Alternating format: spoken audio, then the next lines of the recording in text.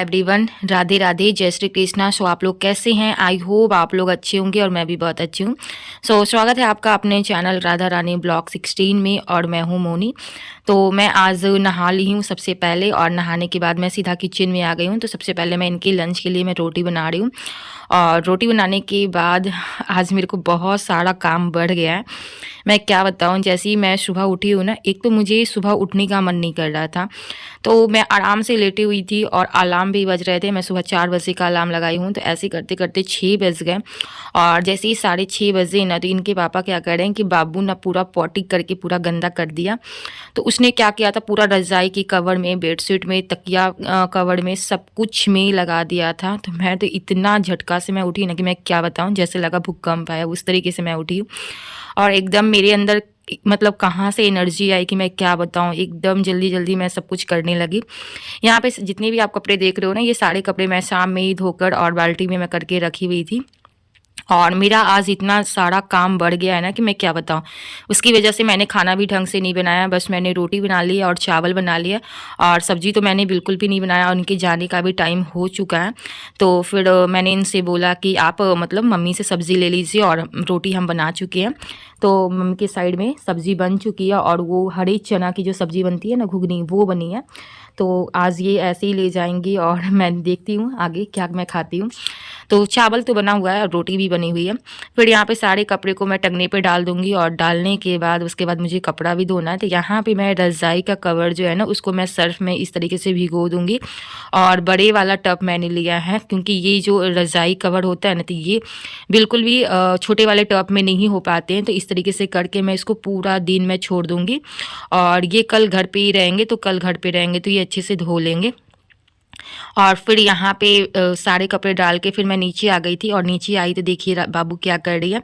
तो राधा रानी यहाँ फिर से मस्ती कर रही है और इसको इतना ज़्यादा पॉटी हो रहा है ना कि मैं क्या बताऊँ, इसको लूज मोशन हो रहा है बिकॉज इसके दांत आ रहे हैं और 7 नंबर के जो दांत होते हैं ना, वो दांत आ रहे हैं। और देख सकते हैं मैंने रज़ाई को किस तरीके से दुपट्टे में बांध कर मैंने रख दिया है और एक मेरे पास एक्स्ट्रा रज़ाई कवर था, तो वही मैं ओढ़ रही हूँ फ़िलहाल। और यहाँ पे देख सकते हैं मेरा झाड़ू पोछा सब कुछ हो चुका है।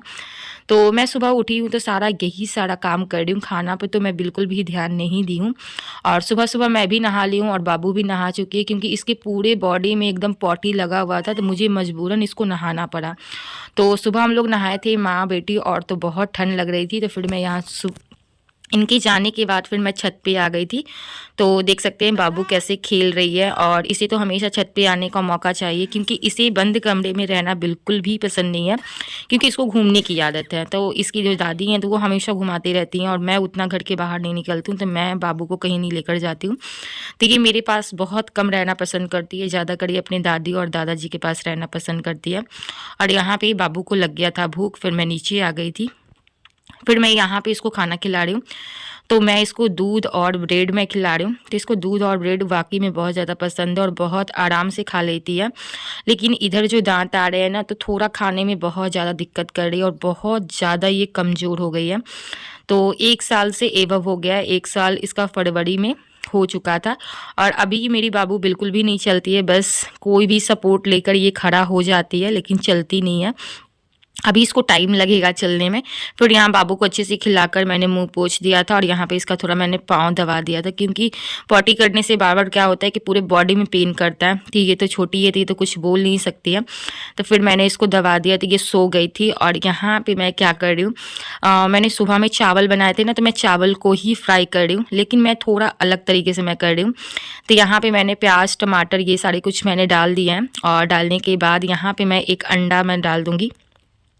तो इस तरीके से जो खाना है ना, चावल फ्राई करना, तो इस तरीके से मैं शादी से पहले बहुत ज़्यादा खाया करती थी, लेकिन इधर मैं शादी के बाद मैं इस तरीके से खाती नहीं हूँ। तो यहाँ पे मैंने कुछ बेसिक मसाला मैंने डाल दिया, थोड़ा सा हल्दी और मिर्चा पाउडर और जीरा गोलकी का पाउडर और साथ में मैंने नमक भी डाल दिया।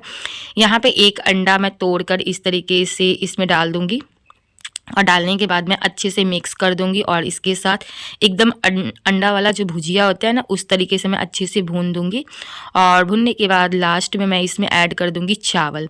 तो इसी तरीके से मैं अंडा फ्राई चावल आप कह सकते हो, तो उस तरीके से मैं बनाकर मैं खा लूँगी। क्योंकि आज मैंने सब्ज़ी नहीं बनाई है, तो मैं क्या कर सकती हूँ, सिर्फ चावल ही बनाई थी और रोटी मैंने बनाया था, तो इनको लंच में दे दिया।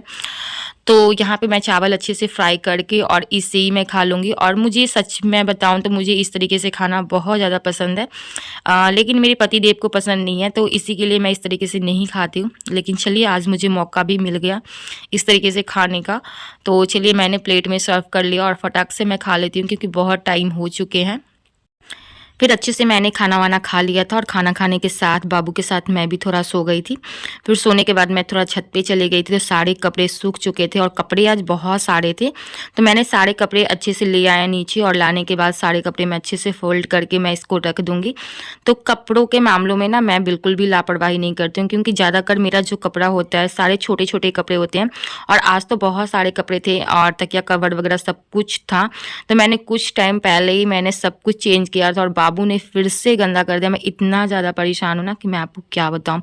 मैं बिल्कुल भी नहीं बता सकती हूँ, क्योंकि इतना ज़्यादा बाबू प्रॉब्लम कर रही है ना। ज़्यादातर वो क्या करती, तकिया पे ही बैठ के वो पॉटी करती है या सुसु करती है और मतलब मैं ध्यान देती हूँ फिर भी वो वैसे ही करती है।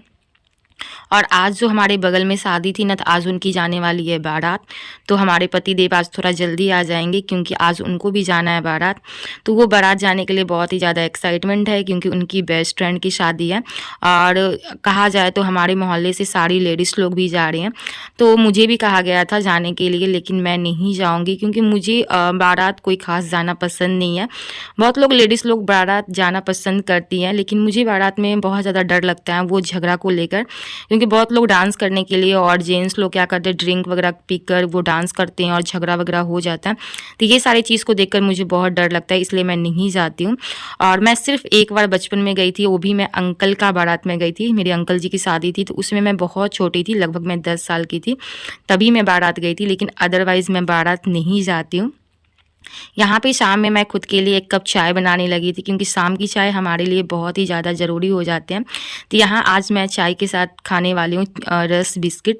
तो ये टॉस बिस्किट ना चाय के साथ बहुत ज़्यादा अच्छे लगते हैं। और चाय वाय पीने के बाद इनके पापा भी आ गए थे, तो वो इतना जल्दी आए और इतनी जल्दी वो रेडी होकर और बस मुझसे बोला कि बस मेरा ब्लेज़र निकाल दो। मैंने निकाल कर दे दिया और वो इतनी जल्दी रेडी होकर निकल गए कि मैं क्या बताऊँ।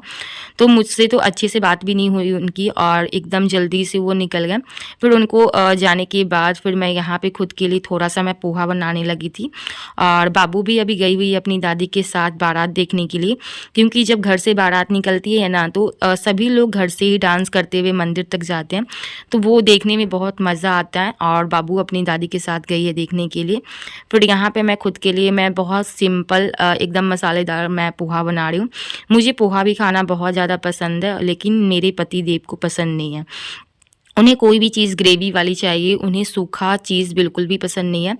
तो इसी के लिए वो बिल्कुल ये सारी चीज़ को पसंद नहीं करते, तो मैं जा रही हूँ अब पोहा खाने। तो फिर मैंने अच्छे से पोहा-वोहा खाने के बाद यहाँ पे मैं थोड़ा-सा मलाई मेरा जमा हो गया था, तो फिर वहाँ मैं सोची क्यों ना मैं मलाई से मैं घी निकाल लेती हूँ। और अभी मेरे पास बहुत टाइम है और बाबू भी अभी नहीं आई है, तो जब तक वो नहीं आती तब तक ये सारे काम मेरे निपट जाएँगे। और ये मैं बहुत टाइम से सोच रही थी, लेकिन मैं काम को टाल रही थी। तो यहाँ पे ये देखिए घी निकालने में बिल्कुल भी टाइम नहीं लगता है। बस आप मलाई को अच्छे से मिक्सर जाल में एक बार घुमा दीजिए और घुमाने के बाद मैं इस तरीके से ही घी निकालती हूँ। इससे क्या होता है, बहुत आसान तरीके से घी निकल जाते हैं। तो आप देख सकते हैं बहुत थोड़ा-सा निकला है। पिछली बार तो जब मैं घी निकाली थी ना, तो बहुत सारे घी निकले थे, लेकिन इस बार मलाई बिल्कुल भी ज़्यादा जमा नहीं हुई है और आप देख सकते हैं कितना कम निकला है। तो मैं यहाँ पे रख कर मैं इसको छोड़ दूँगी। और ये जब शाम में आए थे ना, तो यहाँ पे संतरा और अंगूर लेकर आए थे और साथ में एक सर्फ का पैकेट लेके आए थे।